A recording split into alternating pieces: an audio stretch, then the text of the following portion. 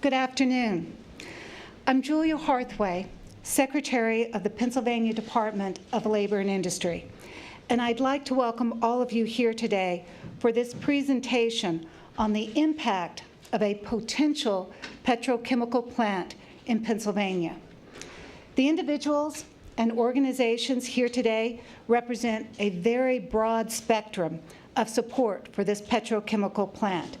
The governor, business leaders, and organizations, union officials, legislators, more than 20 stakeholders are gathered here to discuss this historic opportunity for our state.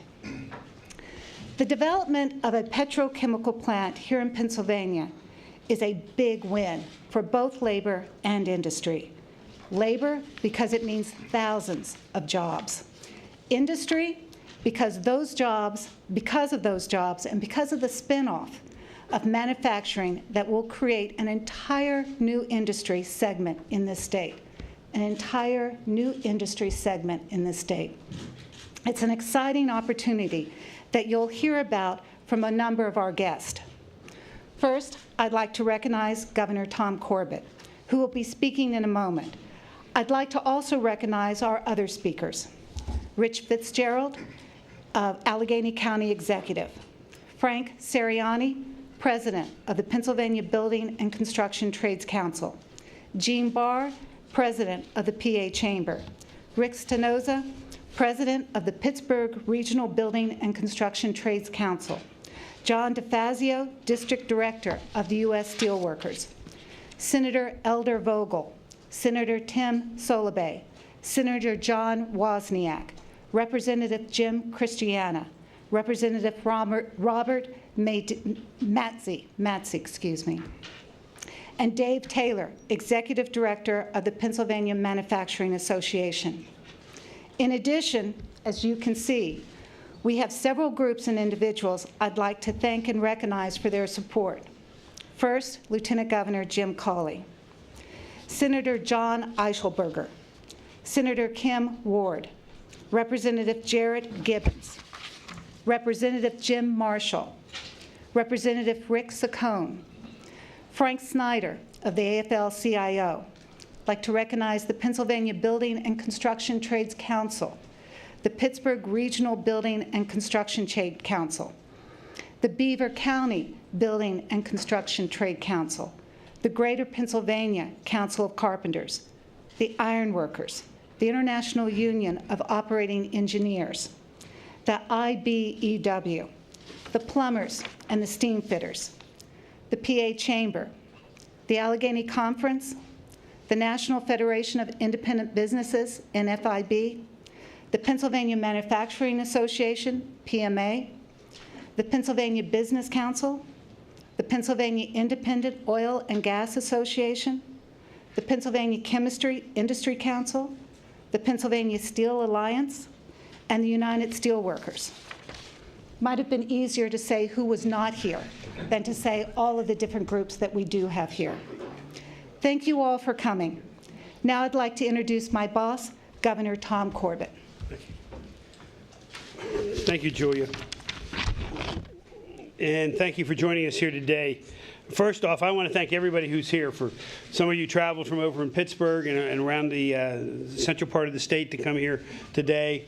Some, I think, from the east. I want to thank them all for joining us here today, because I believe today is a very historic day. We started this off a number of months ago with the announcement by Shell that they were considering Beaver County, and they were looking at Beaver County and had, for want of a better description, I like to say, put a flag in the ground, and they're working on that. And it is the potential of building a petrochemical industry in Pennsylvania. It's not just necessarily southwestern Pennsylvania. This day represents a group of people coming together from different perspectives, from labor, from industry, Republican, Democrat, to talk not about partisan politics, but to talk about jobs. And that's exactly what this bill today that we're talking about with the tax credit is really a jobs bill as far as I'm concerned. As I said, we have labor and business here. We have Democrats and Republicans from the House, from the Senate. We have the Democrat County Executive of Allegheny County, Republican Governor, Lieutenant Governor. We have people that are interested in the citizens of the Commonwealth of Pennsylvania, and more so, the future of the Commonwealth of Pennsylvania, not just in the next year or two, not just in the budget cycle that many of you in this room are interested in right now, but in budget cycles that will be going on long after we are no longer in these positions, maybe not even on this earth, as a matter of fact. They're all here to create jobs in Pennsylvania. I believe the unity that is demonstrated here today sends a strong message. It sends the message to the people that even across the party lines, even across the lines of labor and business, we all understand that this is an opportunity for the future of our state. And it's not an opportunity that comes along very often. It is a tremendous opportunity for our future citizens. We need to act on it, though, now. We have what I call a once-in-a-lifetime chance to bring a project to Pennsylvania that will be the single largest industrial investment in the state in more than a generation. We are investing, I believe, in the reindustrialization, or if you want to put it this way, a new industrial revolution in Pennsylvania. And we are investing in the opportunity for thousands of Pennsylvanians to have a good job. If we stand by and not take up this opportunity, we will not only lose the project that we have been talking about by Royal Dutch Shell, but we will also lose our ability to grow industry in Pennsylvania. Instead, we will see this chance to revive manufacturing being exploited in places like Ohio and West Virginia, on the Gulf Coast, and in Canada. Some say that Pennsylvania should not invest in our future. They say, well, the gas is here. They say that Shell will come here regardless. I want to tell you they are wrong. Late last week, I had the opportunity, and I think many of you might have seen this same editorial, in the Intelligencer Wheeling News Register, a newspaper that covers parts of Ohio and West Virginia. The editorial said that even though Shell announced that they are looking to build a cracker plant near Monaca, that's not a done deal. The editorial went on to say that the economic development officials in their states should, and I quote, keep their teeth into Shell.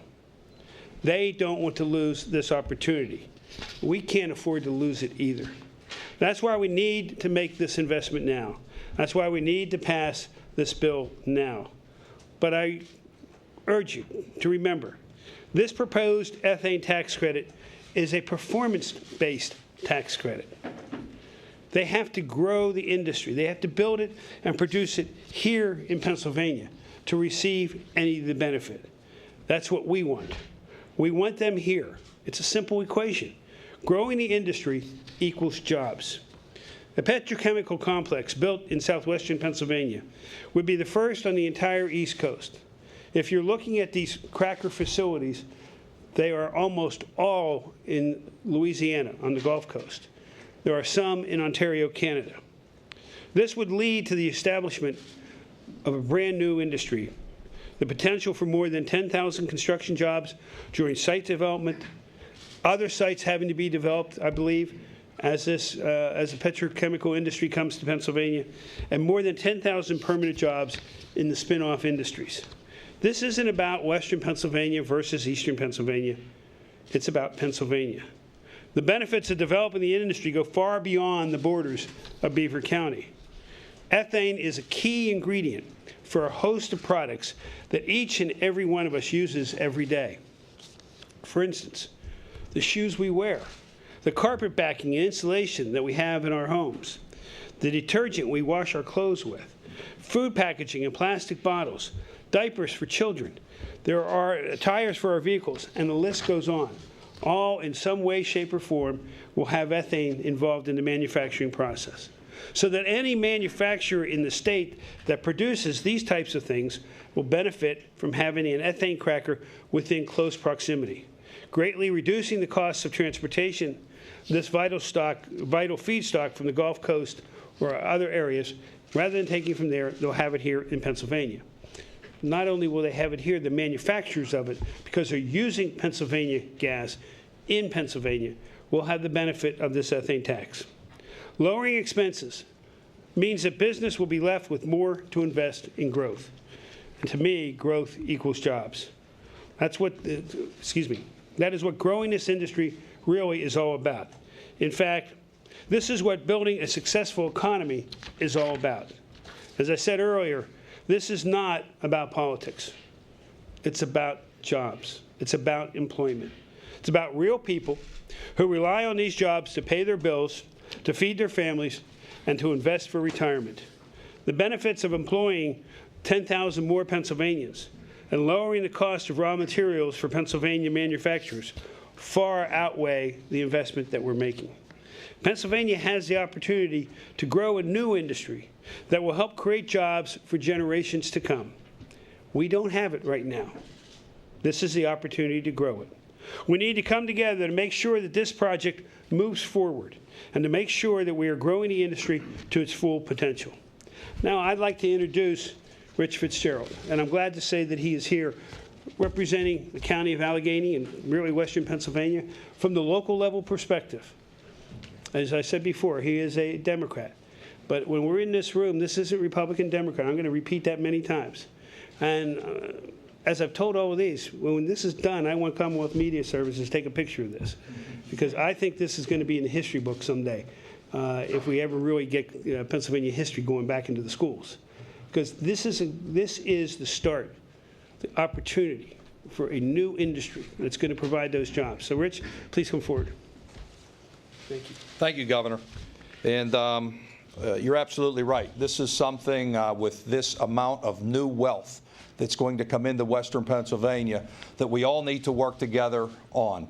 And, you know, I got invited last week with some of our folks to the U.S. Chamber of Commerce as one of 2 regions in the country, Pittsburgh and Denver, Colorado, that has continued to grow jobs over the last couple of years. And the way we have done that is by working together and continuing to diversify our industry, working together, business and labor, working together across county lines. I'm the county executive of Allegheny County, and this plant's going to be located in Beaver County, and that's fine with me. We need to all work together. It's going to generate a tremendous amount of wealth and a tremendous amount of jobs in Western Pennsylvania.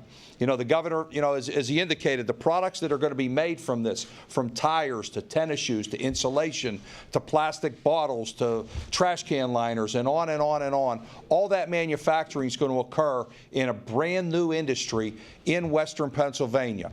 You know, Western Pennsylvania, we've been known as people who can make things. We've made things for years. And then a couple decades ago, our manufacturing sector started to decline.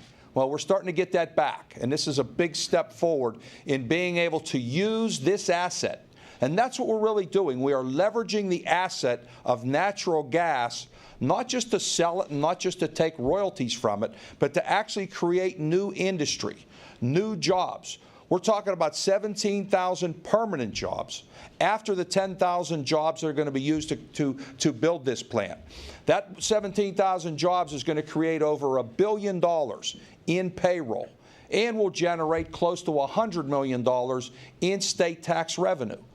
Now, we're hearing about all these big numbers, the $1.6 billion.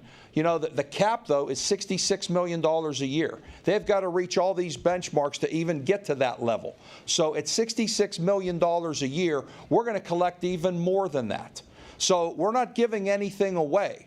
It's almost like hiring a sales representative and paying them on commission, only on the sales that they make, not giving them the money up front. So this is something we all need to work towards. And let me just say one last thing. You know, we were excited in Western Pennsylvania when U.S. Steel did a $1 billion expansion on their Clairton Coke Works a couple of years ago. And when Allegheny Technologies did $1 billion on their stainless steel plant up in the Allegheny Valley.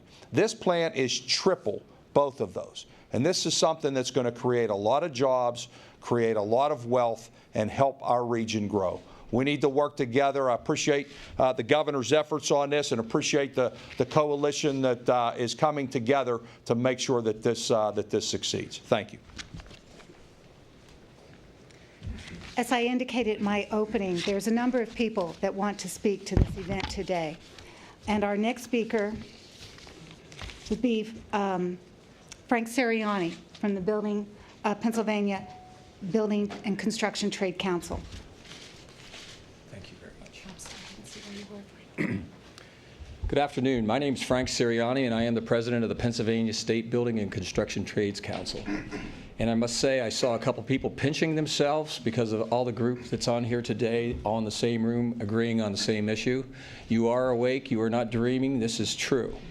And it's very important to the economy of Pennsylvania and to the construction industry in Pennsylvania.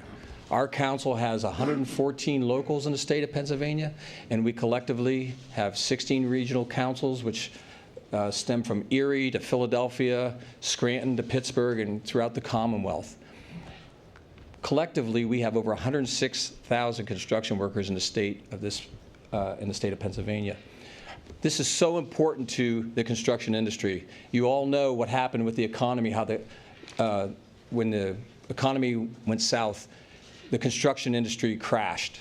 The housing market dropped. Well, we're usually the last ones to recover from an economic downturn. And still today, although there's less than 8% unemployment in Pennsylvania, in the construction industry in Pennsylvania, there's still over 20% across the state in the construction industry of unemployment. So this is very, very important to the construction industry. We have over 3,500 contractors that we work with in labor management cooperation throughout the state. They will benefit from this. The families of our members will benefit from this. The economy will benefit. We're urging every legislator to step forward and work on this issue, vote for this, so our economy can move forward in the state of Pennsylvania. Thank you very much. Our next speaker is Gene Barr, president of the Pennsylvania Chamber.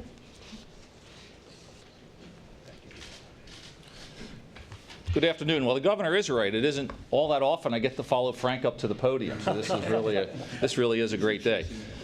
I would like to thank again the governor, lieutenant governor, secretaries Harthway and Muser, as well as all the elected officials from the House and Senate who are up here. My name is Gene Barr. I'm president of the Pennsylvania Chamber of Business and Industry. Earlier this week, our organization, along with the Pennsylvania Business Council, the Pennsylvania Manufacturers Association, National Federation of Independent Business, and the Pennsylvania Chemical Industry Council sent a letter of support up to the legislature in support of this project. There's a couple of very simple reasons why we did it. Believe it or not, one of those reasons goes back more than 20 years. 20 years ago, Pennsylvania, in order to fill a pretty big budget hole back then in '91, raised our corporate net income tax to a significantly high level. We've made some strides to try and get at that. The trouble is we remain the highest effective corporate net income tax rate in the world. When you combine that with the U.S. rate, we're the highest in the world, the highest in the U.S. and highest in the world when combined with the U.S. rate. The other thing we're competing against, to be honest, is we have an infrastructure, it's been mentioned, that's already in place. As you note, we don't have a cracking industry out in the Pittsburgh area or anywhere else here for natural gas in this Commonwealth here. So we're going up against already an infrastructure. Those are pretty big hurdles from our perspective. And we need to do this in order to take the next most necessary step to move this industry forward. To date, we've made the right strides. We've avoided a punitive tax on the industry. We've imposed environmental protections for our people and our environment here in the Commonwealth. We've made it apparent what this industry needs to do in order to comply, and we've streamlined those regulations. This is the next step we need to do. The reason why we're supporting it is because we've made some strides in other areas. Our view is that these kinds of economic development programs need to be done not in a vacuum, but in conjunction with other things that improve Pennsylvania's business climate. And here recently we're doing that. We're moving forward. We're making things better. We're making our climate here in Pennsylvania more attractive to business and to investment. This is the next most necessary step in order to do that, in order to level this competition, in order to overcome some of the hurdles we have as we compete against other states. And the reality is we need to move forward because we're going to make products that this country and this world need, and we're going to create careers for our citizens here in Pennsylvania by moving forward. I thank all of you for being here on behalf of that. Our next speaker is Rick Stenozo, president of the Pittsburgh Building and Construction Trade Council. Thank you, Julia. I'm lucky enough to have my counterpart, Sam Pravonovich, who's the president of the Beaver Building Trades here. You want to come up here with me? We just want to say a couple things. I think the governor and everybody before us really explained this well, but I can tell you this. First of all, Beaver County, and I'm from Pittsburgh, but Beaver County has been devastated over the years. They lost every piece of manufacturing facility they had over the last 15, 20 years. And in fact, one of the last manufacturing facilities left, Horsehead, where this site is, it's supposed to be, is closing. That's why Shell was looking at this site. For us, this is very simple. 0 is 0 is 0. 0 plus 0 equals 0. If we don't do something with the alternatives that this company has, we're not going to create any jobs. We're not going to have any more manufacturing in Beaver County, West Pennsylvania, and we're not going to have the ability to bring in additional tax dollars. Is this expensive to do if everything's met? Yes, it is. But again, like I said, if we don't do anything, they have options. West Virginia offered them over $1 billion. Ohio offered them over $1 billion. They can ship this stuff to Louisiana in a heartbeat, but much cheaper than they can do here. I think the whole premise here is bring the Shell factory in, build this thing, make it successful. The spin-off jobs here are totally, totally amazing. It'll turn around Beaver County in a heartbeat if this happens, and we will raise additional revenue. It's not often we get a chance to stand here with our business counterparts and say, this is a good deal for Pennsylvania, despite the dollars that are being spent here, potentially. But this is a good deal, and it's something the state of Pennsylvania has to do. Thank you. You want to add anything? Nope, you covered it. Okay. Thank you very much. Next individual is John DeFazio, District Director of the U.S. Steelworkers. Thank you. Yeah, my name is John DeFazio. I'm the Director of the United Steelworkers District 10, which represents all of Pennsylvania. I'm also the County Councilman at Large in Allegheny County, which I represent 1.2 or 1.3 million people. I'm speaking here today on behalf of Leo Gerard, our International President, our entire Executive Board, and myself. United Steelworkers is the largest manufacturing union in North America. The Steelworkers has a significant interest in the energy sector, with members working directly for Shell Oil and employed by companies doing shale-related work such as pipe production, site preparation, and gas line construction. The Steelworkers also represent employees of Horsehead, which is the current owner of the site that Shell ethane cracker will be built.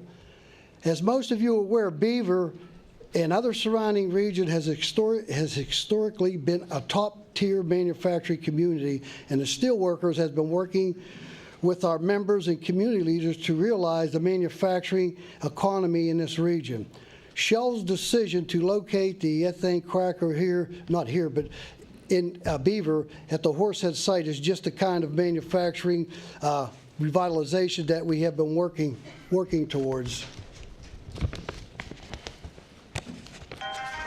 She got to be kidding.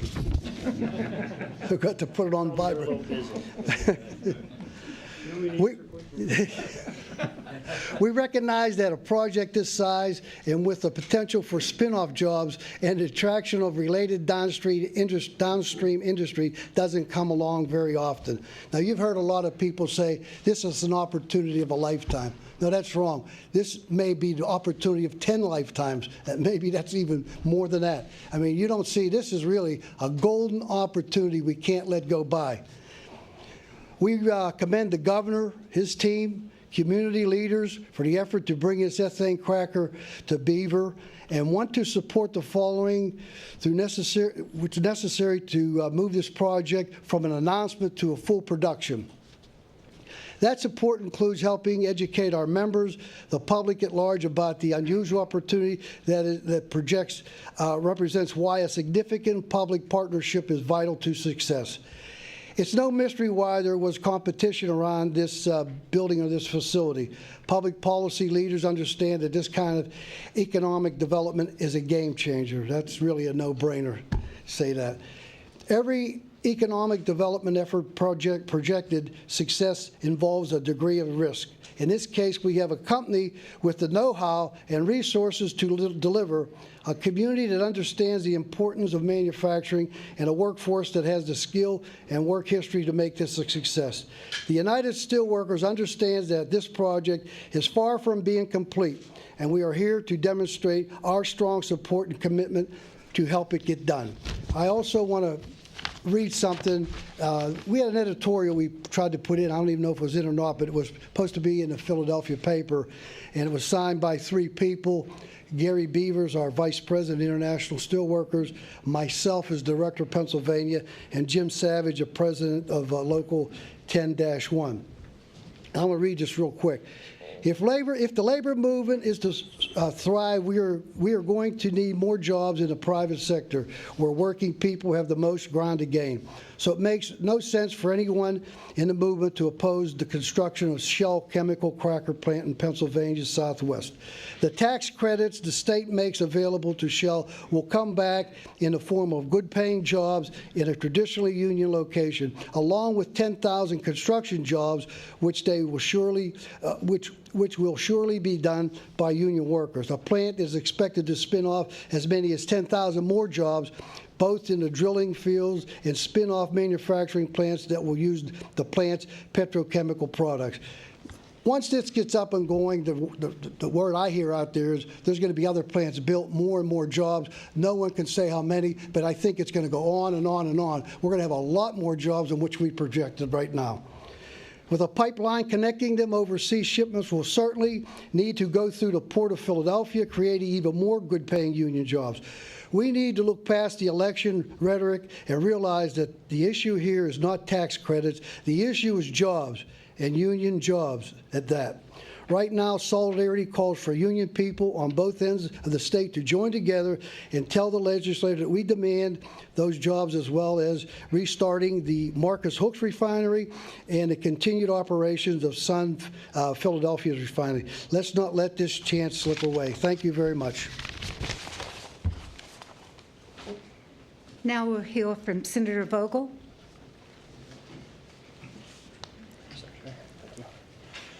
Thank you. It's good to be here today. I want to thank the governor and his staff for putting together this meeting. It's great to have so many people standing behind me, both business and industry, as well as Republicans and Democrats. As the governor and the other speakers have said before us, this is something that really is going to change southwestern Pennsylvania. My grandfather worked in a steel mill. Steel mills are no longer in Pennsylvania. They've been gone since the mid-'80s, probably, I suppose. The last of them shut down. So the fact that we have a chance of a lifetime to once again start something here that will last for many generations, provide good-paying jobs for our families, and bring people back to Pennsylvania. So many people say their kids had to leave Pennsylvania to go someplace else to find a job because there were no jobs. Hopefully this will be the incentive. We can bring families back together, bring kids back to Pennsylvania to see their parents, grandkids, so they don't have to travel to Texas or someplace else to see them. I'm glad this is an opportunity we can continue on. I also want to thank Shell for basically taking a leap of faith here. They didn't have to do this in Pennsylvania. The safe bet was to build this in Louisiana. All the infrastructure is in Louisiana. But for them taking this leap of faith to build this thing in southwestern Pennsylvania proves they're serious. They know that the gas is here. We have the people to build the plant. We have the people to run the plant. They're within so many few miles of a third of the population of the United States, I suppose. So we want to thank them for taking the leap of faith as well. And let's hope we get this thing done. Thank you. Next, we have Senator Solebay.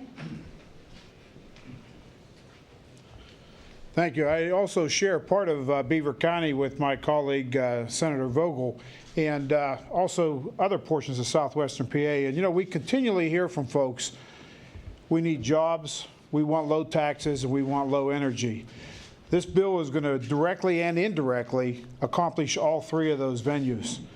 The fact that the jobs, as you've heard by many people already, they're going to be created based on this low taxes because the additional revenues will come not only from the sales tax and maybe even wage taxes that may come with the industries that are going to follow this out. And of course, the lower energy costs, as we develop the gas and continue working with coal within Pennsylvania, it's going to do nothing but continue to keep that down. The tax credit worked, if you remember, with the film industry, whether you like that or not. The film tax credit worked, and it made Pennsylvania Hollywood of the East. Well, I believe with this tax credit and this program, not only is it going to make us continue to make us the energy capital of the East, but it's going to revitalize the manufacturing and make Pennsylvania not only the energy capital and the Hollywood of the East, but also continued growth in the manufacturing of the East. Thank you. And now we'll hear from Senator Wozniak. Thank you, Madam Secretary. Thank you, Governor. Thank you, Shell. Thanks to all your staff and the hard work that you did to make this work. I'm here to put both feet into this project. I'm already receiving numerous emails against the project, and all I have to tell those naysayers, if you have $3 billion of your own money and you want to come invest it in Pennsylvania, come on in. And we will certainly do the same thing with tax incentives for you to create a cracker plant. I come from Johnstown, Pennsylvania. When I was a young man, 25,000 souls worked in the mills, high-paying jobs. The city was filled with stores, department stores, restaurants. I can tell you right now, if you never experienced the loss of manufacturing jobs, you have no idea of its impact. This is an opportunity to bring manufacturing back to Pennsylvania. For those that lived in Beaver County, Pittsburgh, Johnstown, Bethlehem, they know the importance of these manufacturing jobs. I think it is time that we move expeditiously. Let's come to closure. Let's make sure that deal is signed, sealed, and delivered. Let's get the legislation to the governor's desk, and let's get to work. And one other thing. I talk to my friends, my constituents, they say, why don't you guys down there quit fighting and work together? Well, citizens, that's what we're doing. Thank you. And now, Representative Christiana. Thank you, Madam Secretary. I'd like to thank my colleagues, Democrats and Republicans. The theme, obviously, today is twofold. It's about bipartisanship, and it's about putting our folks back to work. I'd like to thank my Democrat and Republican colleagues for being here with us today. I also would like to personally thank the governor. Governor Corbett and his hands-on approach to this issue was absolutely part of the reason that we got to this point. The point is that there has been a preferred site that has been selected, and I'm thankful to say that's in Beaver County. But on March 15th, when some of us met with Shell, they said that in order to make this generation opportunity a reality, a few things had to fall into place. And the first thing, and the most important thing for this to become a reality, is the feedstock, which is ethane, at 85,000 barrels a day, had to be solidified so that they could produce their intermediate products. If in the next 5 years while this plant is being built, if the ethane that's here in Pennsylvania is shipped to the Gulf Coast or the Midwest or eventually to the ports and exported, if that ethane is not available, this plant will not come. The second hurdle was the need for the infrastructure for the manufacturing industry, those that buy Shell's products.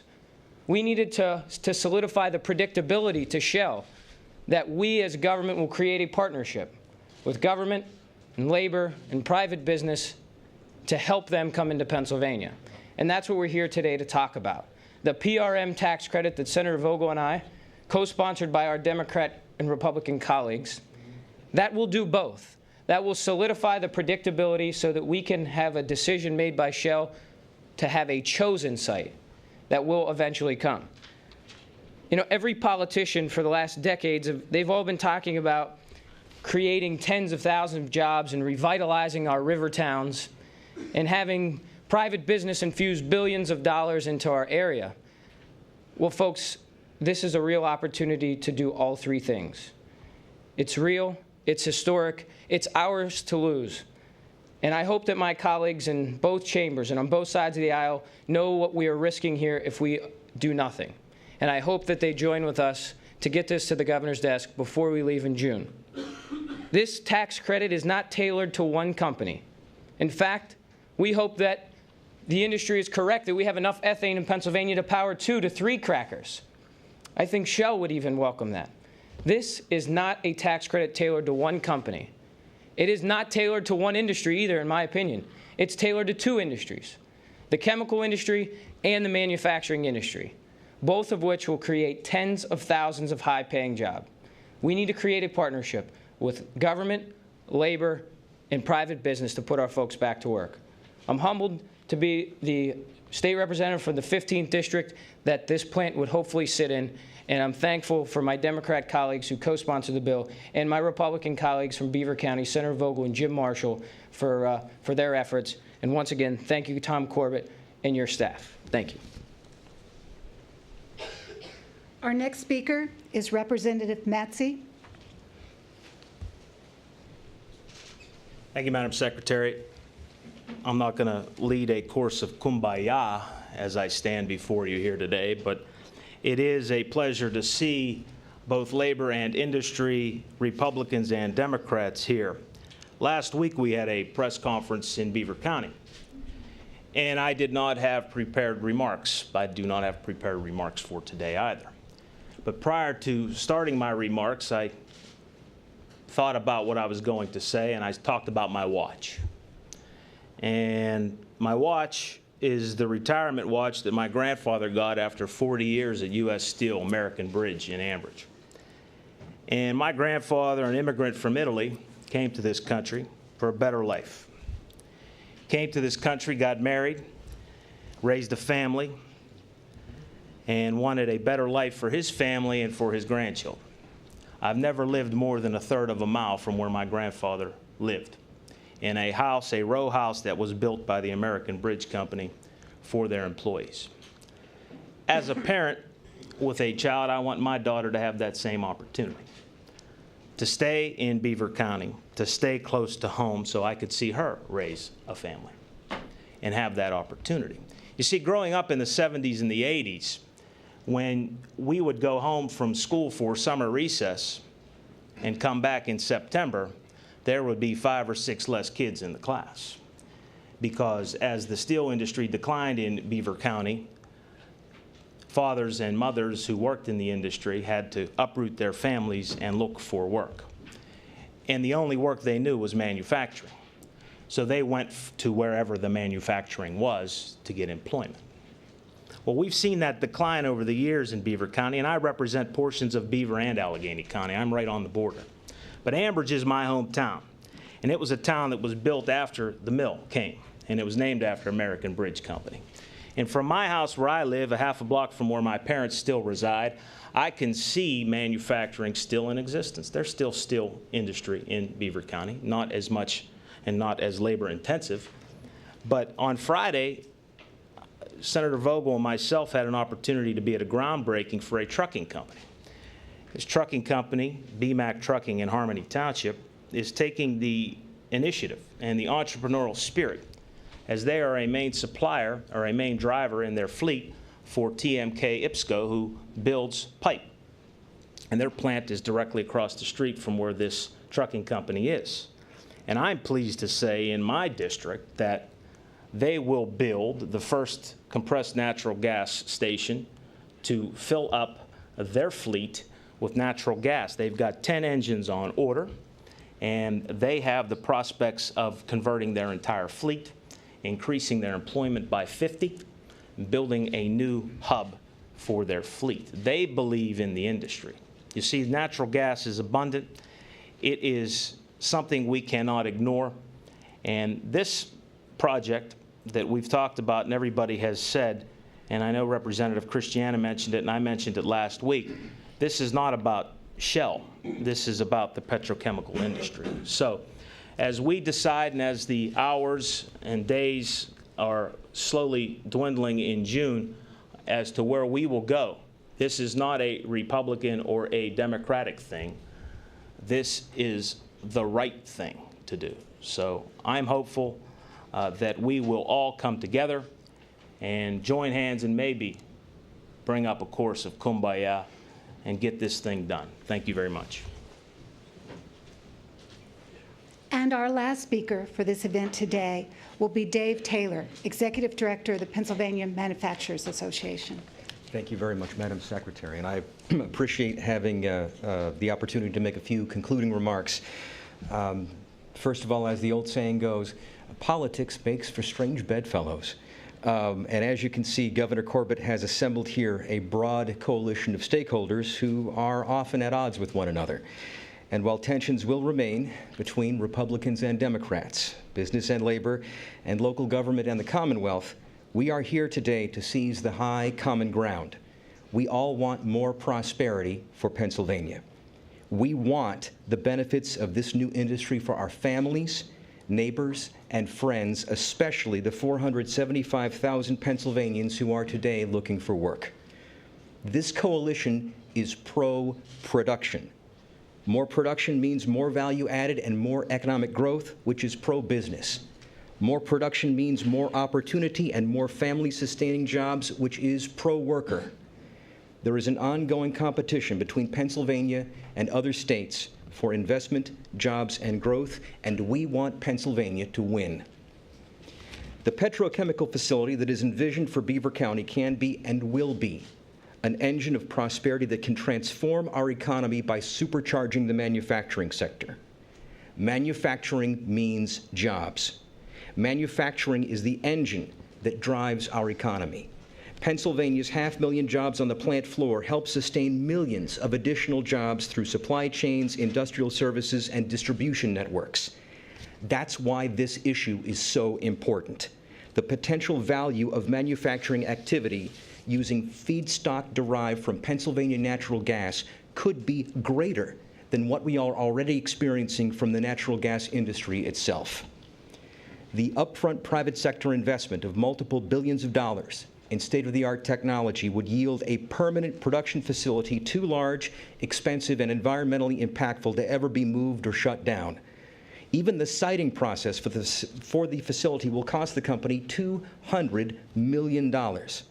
Once the facility is operational, annual production would yield 1 million tons of ethylene, which is the source material for multiple intermediate products, which in turn become an almost infinite list of consumer products, including paints, glazes, coatings, sealants, adhesives, industrial chemicals, pharmaceuticals, and every kind of plastic product in the marketplace, trash bags, food packaging, toys, insulation, textiles, diapers, and so on. Imagine the wealth created by that industrial activity. Imagine the wages and benefits earned by the employees in those businesses. And now, imagine it happening here in Pennsylvania, rather than at a neighbor state or a competitor state on the Gulf Coast. That is what's at stake. That's why we must see this project through to its completion for Pennsylvania's future, to give our children and grandchildren the opportunity and prosperity and quality of life here at home that will allow them to build their lives in Pennsylvania rather than someplace else. And while the Pennsylvania Manufacturers Association and our allies in the business community will continue to work to improve our competitiveness, to make state action to aid the economy less necessary, we believe the incentives put forward by Governor Corbett and his team are perfectly defensible in the current context. First, the manufacturing tax credit as earned. As the governor has said, nobody gets anything unless the production occurs. Second, as I noted, this multi-billion-dollar petrochemical facility is impossible to move, so the investment in Pennsylvania would be permanent. And lastly, all of the technologies and production processes at work here have been proven in the marketplace over decades, if not centuries. There is nothing speculative. There is no choosing winners and losers. Any Pennsylvania manufacturer using ethylene in its production process would benefit. We stand at a moment of great opportunity. The initial siting decision went in our favor. Now it is our responsibility to finish the job to bring this multi-billion-dollar private sector investment to Pennsylvania, and with it, billions in additional industrial activity and many thousands of jobs. On behalf of Pennsylvania's manufacturing sector, we urge the General Assembly to review and approve the manufacturing tax credit with all deliberate speed. Thank you, Governor Corbett, for your leadership, and thanks especially to all of the stakeholders here for your support in this critical project. Thank you. I think we have a few moments that we can open it up for some questions. On the jobs number, how confident are you in the American Chemistry Council's numbers when, first, they're tied directly to Shell Chemical, that's one of the companies in that council, and two, this is a pitch that they made to 9 other states? Well, it's a pitch based upon, I don't know that I want to use the word pitch.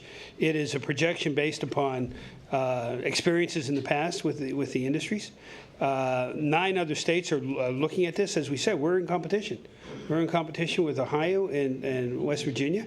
We're also in competition with Louisiana that would love to keep this. Texas is building one down in, or not Texas, Exxon is building one in Texas right now to take care of the oil that they have down there that can be turned into the ethylene. These are economic decisions, projections made by people who have a lot more information than I do, particularly through their projection. But what they're also projecting, and it was talked about a little bit here, is once this is built, this is the attraction to bring in other manufacturing companies, the other petrochemical companies to come in and build the plastics. And frankly, then I think you can see smaller manufacturing companies relocating or locating and starting up new companies in not just southwestern Pennsylvania, but all across Pennsylvania because of the proximity to the plant as compared to a proximity to a plant down in the Gulf Coast. For instance, one of the byproducts of this is propane. And I know that one of the companies in the east, down in southeastern Pennsylvania, is looking to see if they would get the propane over there. And does this, would they receive the credit in dealing with Shell when they manufacture the propane? So it's going to help other portions of the state of Pennsylvania also. Okay? But how much of an internal fact check has your administration been able to do on these figures? I mean, are we able to look at this and say, okay, we believe these numbers are going to be pretty accurate? I guess the fact checking really is from somewhat a little bit of the Department of Revenue and the Department of Community and Economic Development, but also taking a look at the industry itself, particularly down in the Gulf Coast, where there are thousands of jobs in this industry. This is the creation of a new, which will be cleaner. It will be modern technology because as you build it, the newest one, it's going to have that. But it's also going to have the advantage of being closer to the feedstock, the natural gas itself. So, numbers, it's going to be a lot of jobs. They don't get the credit until they build it. That's the most important. If they don't build it, I think it was Rich. You said 0 of 0 is 0, right? Right. They get nothing. Now, what? Yes, and the other thing that's important in that.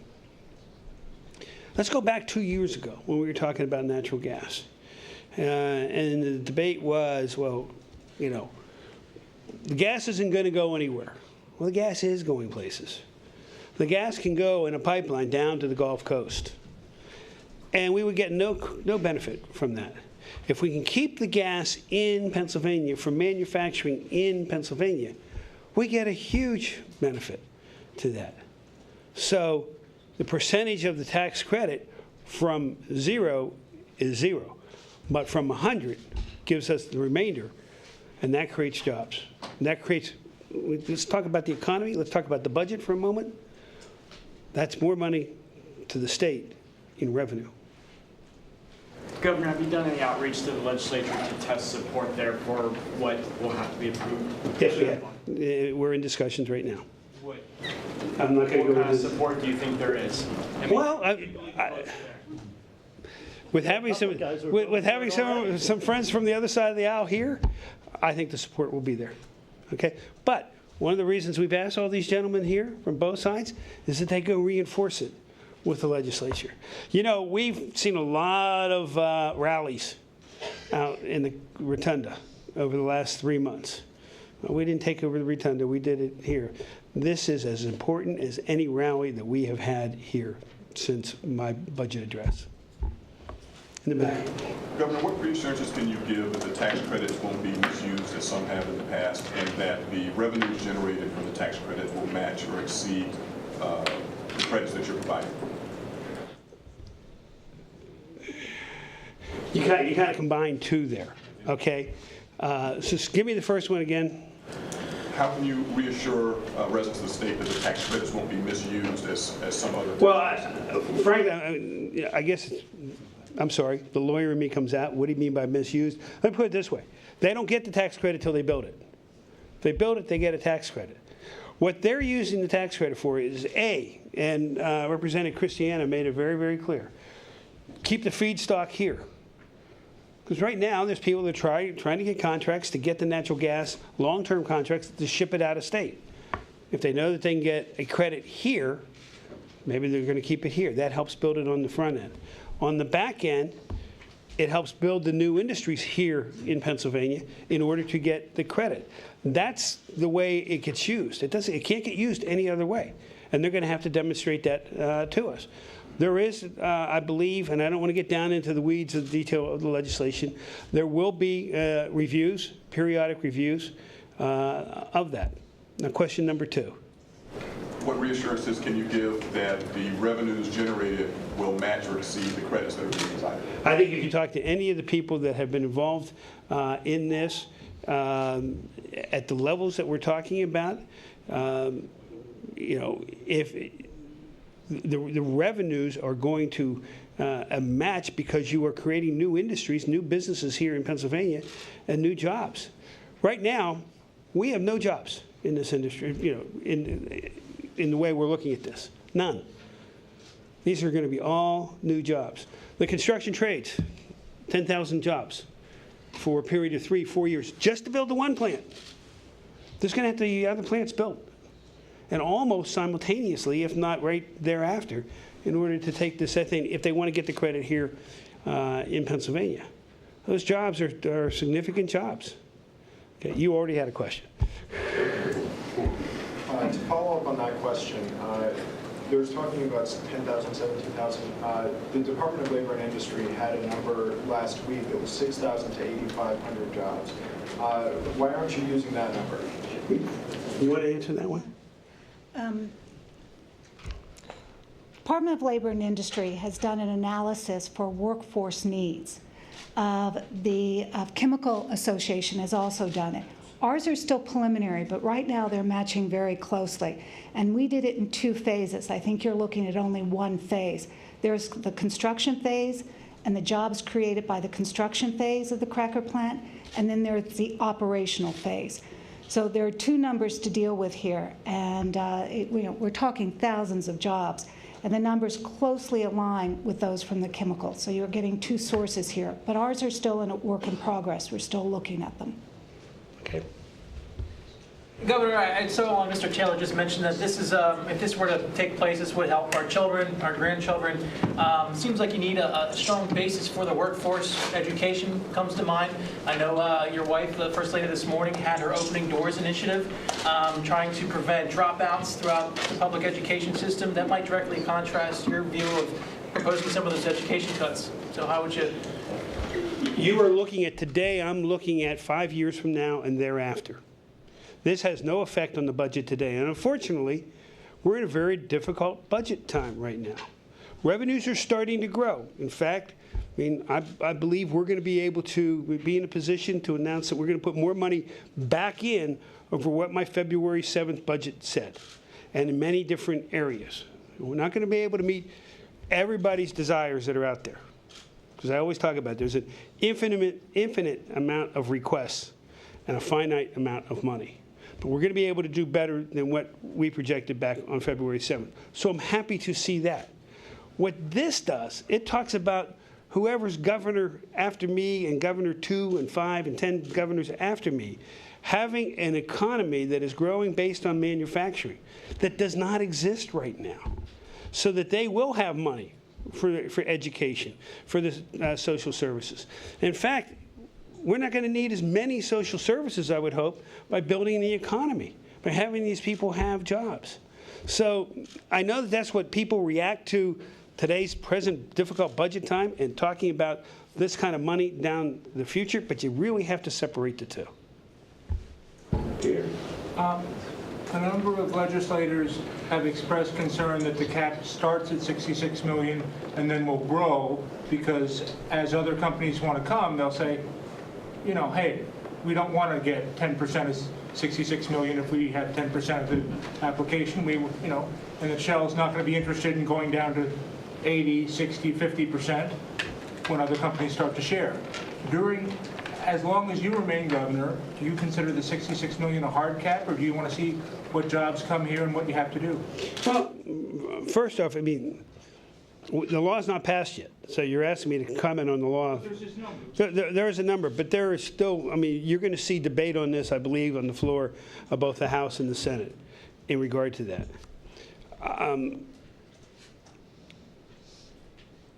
If we are able to develop more companies, that means more jobs. If we can go up, we go up. Because if it's 66 or 76, whatever the percentage is, it's a percentage of new jobs that we don't have right now. I know that's, I mean, for the general public, that might be hard to understand because we're still looking at, you know, they think we're giving money to them. No, we're not. What we're saying is you build it, you provide all these jobs for all these people, and we'll take a little bit less money from you so that we have more money for us. Let's pick a number. Just pick a number. This is hypothetical. Let's say it's $20 on every $100 that we don't take from them. They owe us 100. We say, you know what? We take 80, you take 20. That's basically what this is after the fact. What's the magic of the 66 million? One of your officials was saying the other day that there was some reason that Shell asked for that. Pete, I'm not going to answer that because let's see what the debate goes into. Okay? No, they said there was some actual basis that this is some direct thing that they explained to you. I think you're going to see movement on that. I think you're going to see movement. One last question. Why target just a major company like Shell with something like this? Why not pursue more broad-based, lower taxes that would allow smaller companies to come in and create smaller levels of jobs? I mean, I'm sorry, somebody had it. Why do you think? No, why do you think? I mean, first off, I don't see the other companies, those kind of companies coming in and saying, we're going to provide thousands of jobs. We don't want you to give us money up front. We want to earn it. This is kind of new. It really is. Not completely new. There was a bill that passed back in the late 90s dealing with coal and coal gasification. Did something very similar, not quite exactly, but did the same thing. If they built it and they started using it, they got a credit for everything. So this is, if we had other companies come to us, I think the legislature would agree. If you have other companies coming in and say, hey, look, we can, let's say Boeing says, we're going to come in and use the natural gas to develop a fleet of natural gas airplanes. This is all hypothetical, so Peter, quit writing. You know, and all we want to do is get a credit afterwards after we built this brand new industry. You know, I think I would look at it seriously. I think the legislature would look at it seriously. The more we can give jobs, get jobs, earn jobs for the people of Pennsylvania, reduce our unemployment, get it down as far as we possibly can. The more that we can have people not on needing the social services, not on welfare, that's really our goal. And that's, I go back, that's not a Republican Democrat goal. That is good policy. It's good politics. Thank you all very much.